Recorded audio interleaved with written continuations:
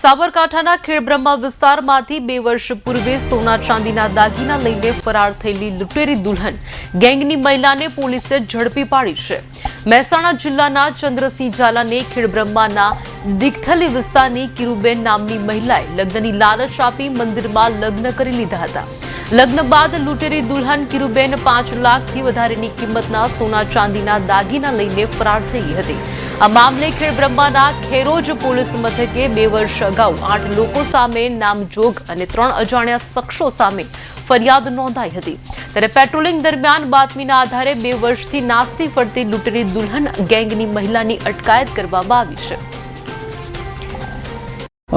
हाल मेहरबान गांधीनगर रेंज साहेब श्री वीरेन्द्रसिंह यादव साहेब ने नास्ता फरता आरोपीओ पकड़वा बाबतनी स्पेशल ड्राइव चालू होय जे अनुसंधाने साबरकांठा एसपी विजय पटेल साहेब होय तथा ईडर डिविजन स्मित गोयल साहेब होय वधुमां वधु नास्ता फरता पकड़वा माटे सूचना आपेल होय जे अनुसंधाने खेड़ब्रह्मा पोलीस स्टेशननी टीम गई काले पेट्रोलिंग में हती ते दरमियान दिगथली गामे खेरोज पोलीस स्टेशन गुनानी लूंटेरी दुल्हन ना गुना में छेल्ला 2 वर्षथी नास्ती फरती आरोपी किरुबेन लक्ष्मणभाई नाओ पेट्रोलिंग दरमियान मळी आवता तेओने खेड़ब्रह्मा पोलीस स्टेशने लावी अने आगळनी कार्यवाही करवामां आवे।